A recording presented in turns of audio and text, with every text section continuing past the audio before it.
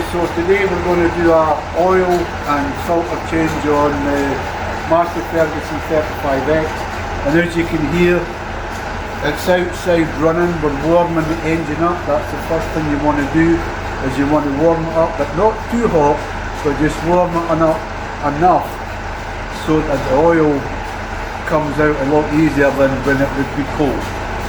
So let's go and see what the temperature gauge shows.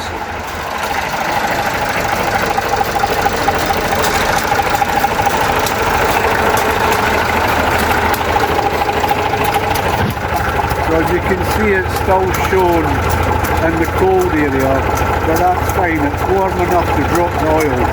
So let's get the tractor inside and we'll change the oil and filter.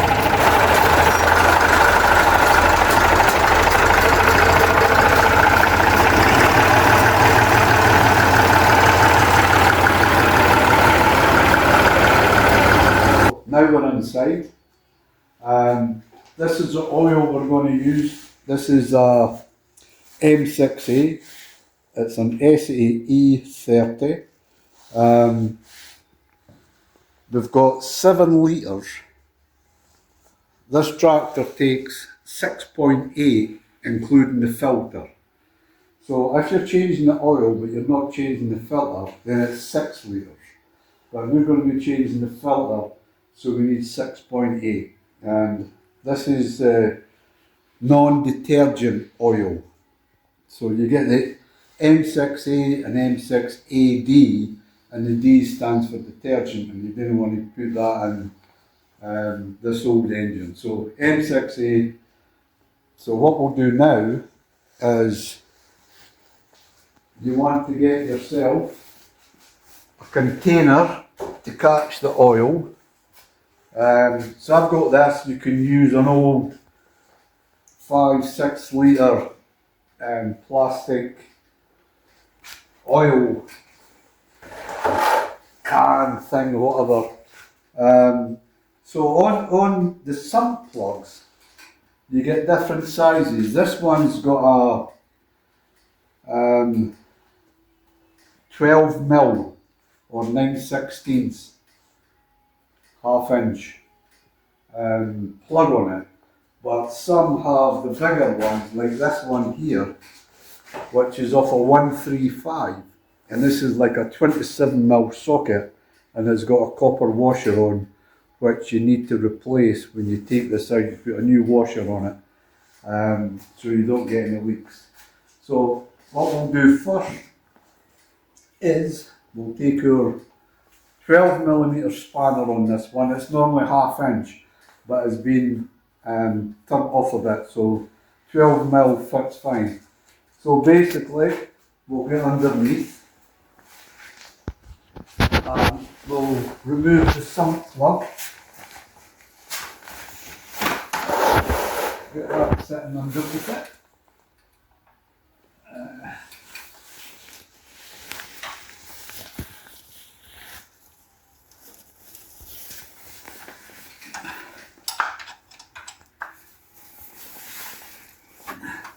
So this oil will be warm because we've been running it, so you just need to be careful that it's not too hot when you burn yourself. So slacken it off so you can get it to turn with your finger. And it's starting to tighten up on me. And just, here it comes. There you go. So just drain that off. It'll probably take 5 or 10 minutes just to drain. Here's the sump plug that's on this one. You can see it's 1/2 inch, but I had to put 12mm on it because the corners are all rounded off, but 12mm fitted it fine. Okay, so while the oil's draining, what we'll do is we'll remove the filter for here. And this one, it's basically this one bolt at the top. You need to remove the bolt and drop off the filter holder at the bottom. So take that out. Still tight.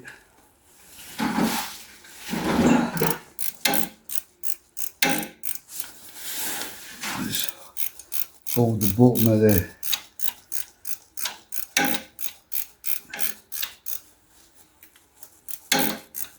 there you go, there's the oil coming out. Move that this way a wee bit.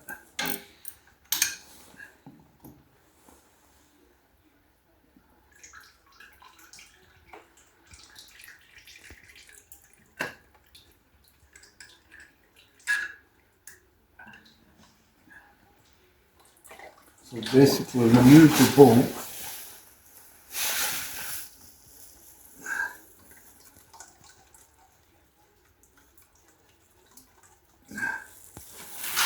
Put that together now. Remove the filter. Leave that in there now because that will be scrap. And we'll clean this up and get the new filter ready to go in. So you can stop there. So if you take the filter holder, this is what's on this one, and there's different types. Some people change them to the spin-on filter, which basically is you buy the filter, it's a cartridge, and it just spins on and tightens up, and that's it. That's mainly on like a 135, which, you know, it's a lot easier to change it, but this has still got the original filter holder on it. So we'll just give this a clean and we'll insert the new filter, put this back in, put the plug back on, and we can start filling it up again. Here's the new oil filter. This is from Histoparts. The part number is 135058. Oil filter Perkins motor. So basically, get it in a box like this. You get a new O-ring with it. So what we need to do, let's open this up first. So there's the filter, there's the O-ring. So what we'll do is we'll put them there for a minute. Then what you need is one of these O-ring picks, actually, because up inside this flange part at the top here is this O-ring, so you need to take that out. So you can use a flat screwdriver, or I've got these, and all you do is you put it up, catch the O-ring and take it out. So there it's there. That's the old one. So that should be the same size. So what you want to do is put that down there. Is you want to oil this up. You didn't want to put it in dry. You want to put oil on it. So we'll take some of this old oil in here, and we'll just oil this up like that. Now on the spin-on ones, you've got a shaft part that sticks down that's got a small O-ring on it, and that's what you change. And again, you oil that up as well. So now we need to fit this up in here, back into the groove. So when you put the new filter in, what you want to do is you want to then add the oil into this, but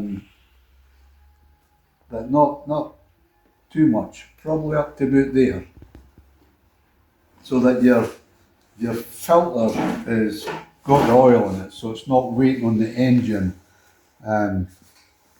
pumping it through.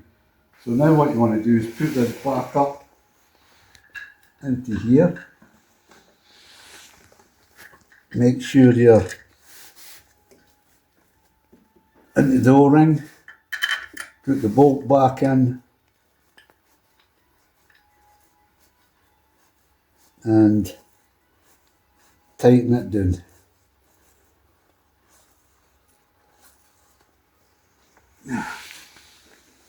Just give it a bit of a wiggle to make sure that it's sitting properly. Then tighten down the bolt, but don't over tighten it.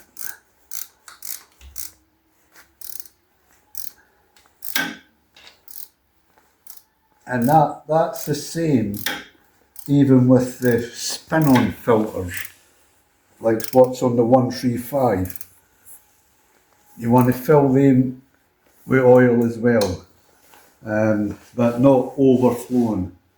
Then just screw them on. So that's a new filter in, tightened up, new seal.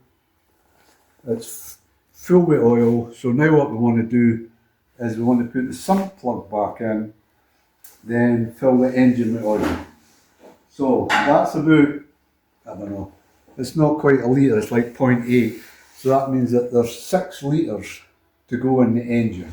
So on the sump plugs, this is the one that's came out of the 35X, right? So what we're going to do is we're going to use the thread tape on this type. If you look at this one, this is probably from a 135, and you'll need a 27mm socket to remove this. And as I said, it's got a copper washer on it, which you need to replace, because when the copper washer, when you tighten this up, the copper washer gets compressed and it seals the bottom end. But on this, for this one, we need to put this thread tape on. So basically you just put it over there, wrap it round, you know, a few times, and all this does is it basically stops the oil from running down the threads and leaking, because basically that's what oil does. It would follow, if I look at this one, the oil would follow the threads down and start to leak. So that's why you've got a copper washer on that to seal it. And on this we'll put the thread tape, and the oil won't come down this. So what we'll do now is we'll put this back in, then we'll fill it with oil. Put the sump plug back in. It's quite easy.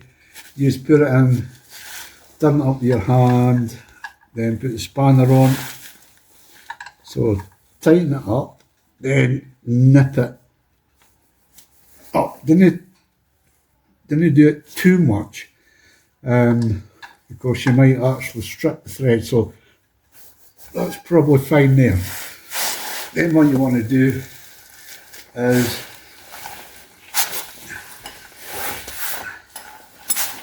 dry off round about this, just so that when you put the oil in, you can check if there's any leaks. So we'll go back to the top and we'll fill it with oil.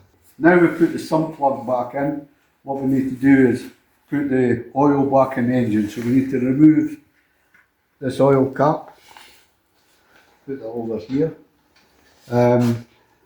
So this takes 6.8 litres. The 135 as well takes 6.8 litres. So we've probably got about 0.8 a litre in the filter. So now we need to put 6 litres in the engine. So we'll just start filling it up. So you just basically pour it in slowly. See, I've spilt it. Because there's a mesh gauze in there which slows it and it catches any debris that could come out.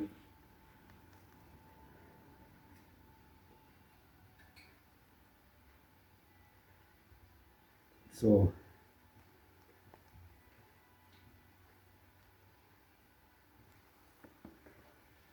So there's the first litre in. We'll use the wee ones up first, they're easier to put in. So that's 1 litre in. This is the second one.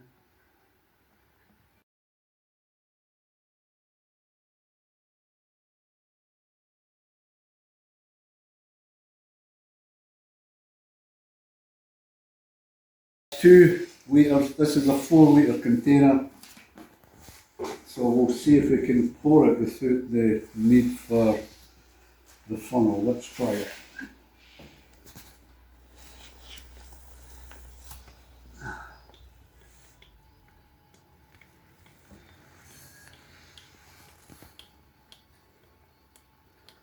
So 2 plus 4 is 6, and we've got 0.8 in the filter.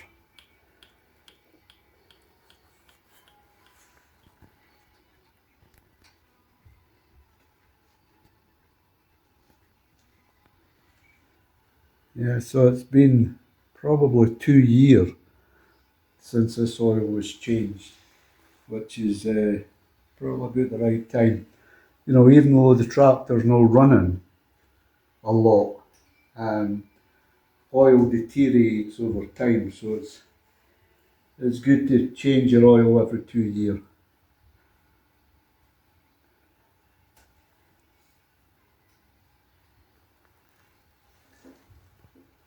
So nearly there. There's the rest of it. And what we can do, the rest that's in the 1 litre bottle will be used for top-ups if it needs it. So there you go. That's the probably about 6 litres oil in there. What we want to do now is put the oil cap back on. You get it in the right place, twist it round, and take your rag, wipe off any spillage. Right, so what you need to do now is you've got the oil in. Let me just wipe this up. So you didn't want to really start the engine and have it running, you know, at the RPMs. What you want to do is you want to take the pull to stop lever, pull that out so the engine doesn't stop, and you want to turn the engine over until you see oil pressure on the gauge without the engine starting. So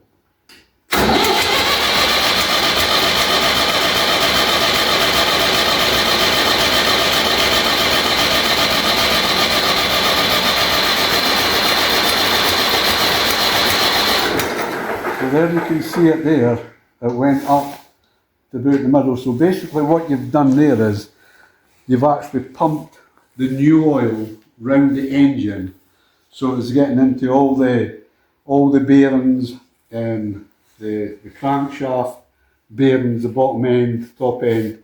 So now it's ready to start with the new oil. So what you then put that back in, then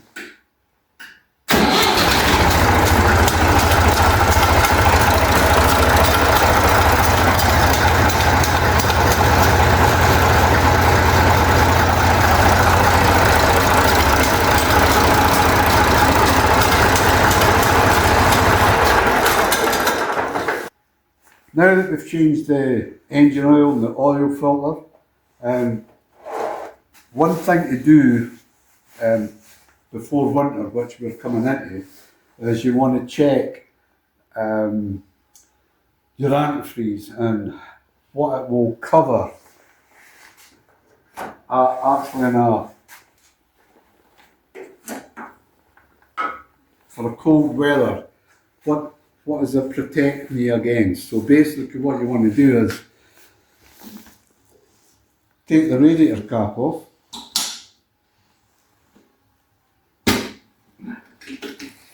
like that, Then take your hydrometer. Let me get mine.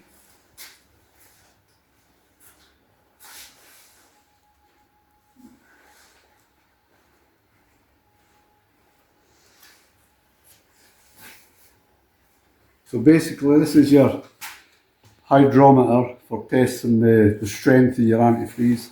So you squeeze the top, put it in and draw up the water for the radiator. Then you want to read off from the scale. I don't know if you can pick this up on the camera, but this is reading minus 23 centigrade. So minus 23 centigrade is like minus 9 Fahrenheit. So, you know, here in Czech, only once in the last 25 years, I've seen it getting to minus 20. So, minus 23 is good. It won't freeze. It won't pop cold plugs or anything like that, or crack the block. So that was a 50-50 mixture. So 50% is water, 50% is antifreeze. Now on these old engines, you want to use the right antifreeze. And the one I use is this one. It's Alpine Blue, and this is for these older engines. It's made by Miller Oils, and this is very good stuff. I've got this in all my tractors. And if you want to increase the protection, if you want to make it, if you test it and you're like say at minus 4, minus 5, and you want to make it more, what you need to do, if you go up on this side, is you need to drain off some of the water. So at the bottom of the radiator in here, could you see that? There's a drain plug on the radiator. So you crack that open, you drain out, I don't know, like 1 litre, 2 litres of water of what's in the radiator, tighten that back up, then you add in here the antifreeze, the 1 or 2 litres that you've taken out.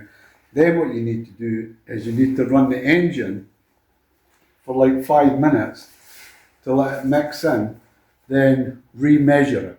But if you take 1 litre out, 2 litres out, and you put that back in there, you'll probably double what was already at. Okay, thank you. Hope you enjoyed that.